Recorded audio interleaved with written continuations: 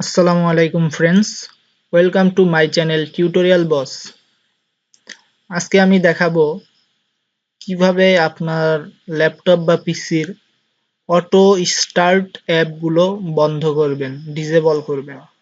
তো আমরা যখন আমাদের ল্যাপটপ পিসিটি ওপেন করি, ল্যাপটপ বা পিসি ওপেন করি, তখন কিছু সফটওয়্যার আছে যে সফটওয়্যারগুলো অটোমেটিক অন হয়ে যায়। তো আমার আজকের টিউটোরিয়াল হলো কিভাবে সেটিকে অটোমেটিক অন থেকে অফ করা যায়। তো আমি যদি ডিসেবল করি, আহ, তো আমি চাইলে আবার, যেমন আমি যদি স্কাইপ সফটওয়্যারটি ডিসেবল করি, তো আমার সফটওয়্যারটি ল্যাপটপ অন করার পরে আর ওপেন হবে না। যখন আমি ম্যানুয়াল ক্লিক করব তখন ওপেন হবে।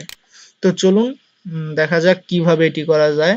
আমরা উইন্ডোজ প্লাস আর বাটন প্রেস করি, তারপর এখানে লিখি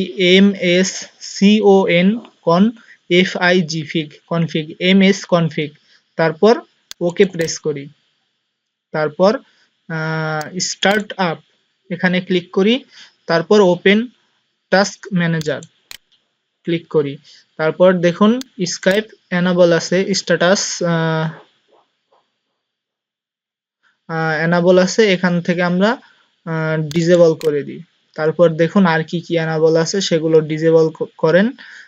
যেগুলো দরকার সেগুলো কখনোই ডিসেবল করবেন না, যেমন অডিও ম্যানেজার এটা দরকার আছে, এটা দরকার নেই, এটা ডিসেবল করে দিই।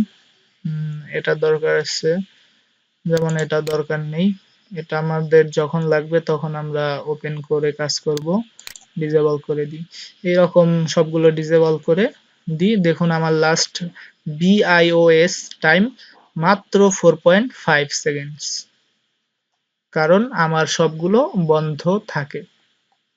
কোনো সফটওয়্যার অটোমেটিক অন হয় না ল্যাপটপ চালু করার সাথে সাথে।